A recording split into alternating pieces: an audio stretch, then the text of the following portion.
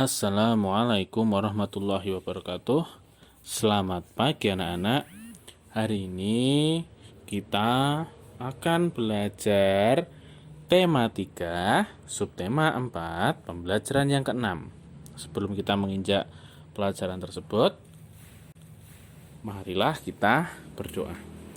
Doa awal pelajaran, Abata.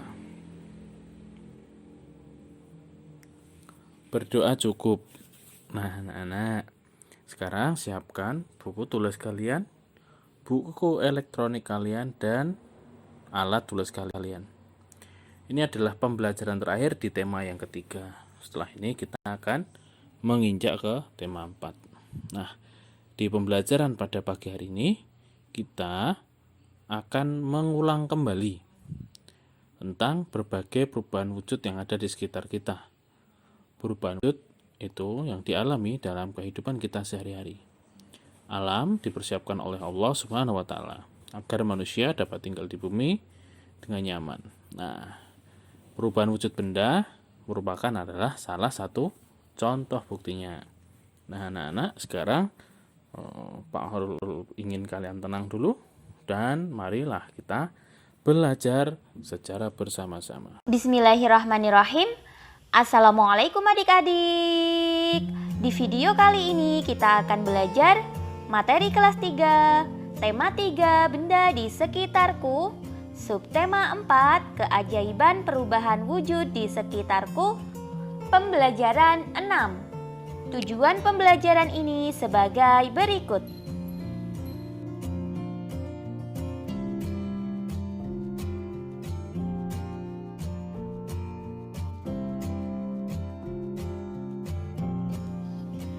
Adik-adik telah belajar berbagai perubahan wujud di sekitar. Perubahan wujud dialami dalam kehidupan sehari-hari. Alam dipersiapkan oleh Tuhan Yang Maha Esa agar manusia dapat tinggal di bumi dengan nyaman. Perubahan wujud benda merupakan contoh buktinya. Ya, adik-adik diminta merangkum pengetahuan tentang perubahan wujud. Contohnya, contoh peristiwa yang pertama bertani garam. Jenis perubahan wujud yang terjadi adalah menguap. Penjelasan perubahan wujudnya, air laut menguap yang tersisa butir garam. Kemudian, peristiwa yang kedua membuat es krim. Perubahan wujud yang terjadi adalah membeku. Penjelasan perubahan wujudnya, es krim yang sebelumnya cair menjadi beku setelah didinginkan. Kemudian embun pagi. Jenis perubahan wujud yang terjadi adalah mengembun. Penjelasan perubahan wujudnya, uap air berubah menjadi titik-titik air karena mengalami pendinginan. Kemudian membuat gulali. Ya, jenis perubahan wujud yang terjadi adalah membeku. Penjelasan perubahan wujudnya, adonan gulali memadat setelah dingin. Lalu terjadinya hujan. Perubahan wujud yang terjadi adalah mengembun. Penjelasan perubahan wujudnya, awan mengalami pendinginan sehingga mengembun menjadi titik-titik air dan jatuh ke bumi sebagai hujan. Selanjutnya, buatlah kalimat dengan kata-kata berikut. Yang pertama, menguap. Ya, contoh kalimatnya, air laut menguap saat terkena panas matahari. Kemudian yang kedua, wujud. Contoh kalimatnya, perubahan wujud benda disebabkan karena pemanasan dan pendinginan. Lalu, menyublim. Contoh kalimatnya, kamper atau kapur barus akan menyublim saat dibiarkan di udara terbuka. Ada membeku. Minyak goreng membeku saat terkena udara dingin. Lalu, padat. Meja termasuk salah satu benda padat. Kemudian, mencair.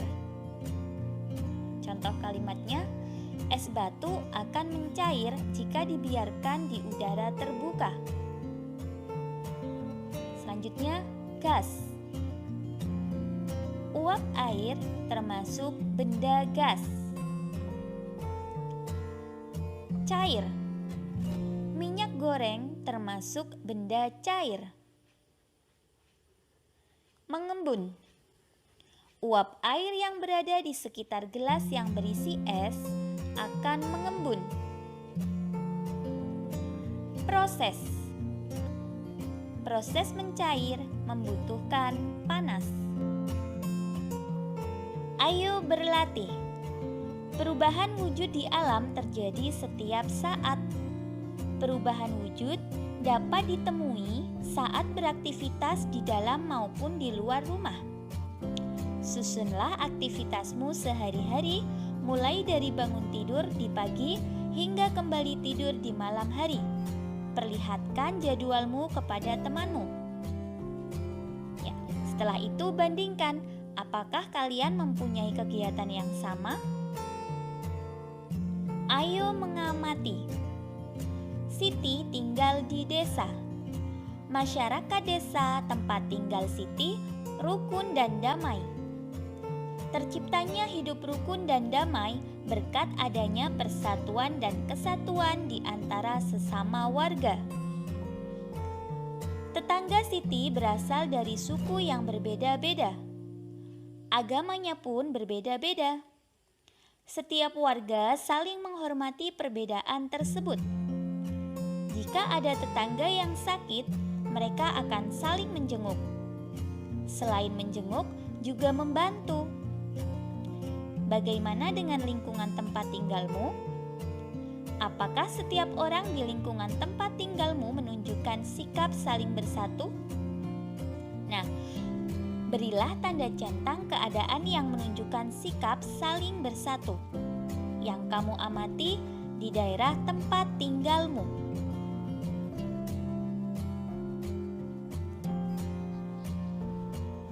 Kemudian, ceritakanlah lingkungan di sekitar rumahmu. Ceritakan pengalamanmu menolong tetanggamu yang membutuhkan bantuan. Tuliskan pada tempat yang tersedia. Untuk kegiatan bersama orang tua, silahkan bersama orang tua berdiskusilah tentang pemanfaatan waktu yang telah dilakukan sehari-hari. Apakah sudah seimbang antara bermain, belajar, dan bersosialisasi dengan lingkungan sekitar? Alhamdulillah, sekian video pembelajaran kali ini. Semoga bermanfaat. Banyak kekurangan kakak mohon maaf. Selamat belajar dan tetap jaga kesehatan. Semoga senantiasa mendapatkan kemudahan dari Allah Subhanahu wa Ta'ala. Wassalamualaikum warahmatullahi wabarakatuh.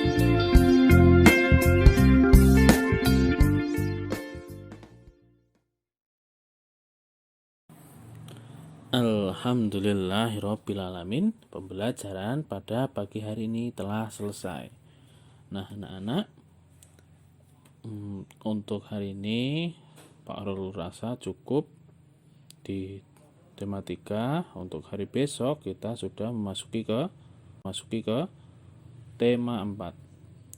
Pak Khairul akan tetap berpesan kepada kalian untuk selalu menjaga sholat kalian tepat waktu, mengaji kalian, serta hafalan kalian.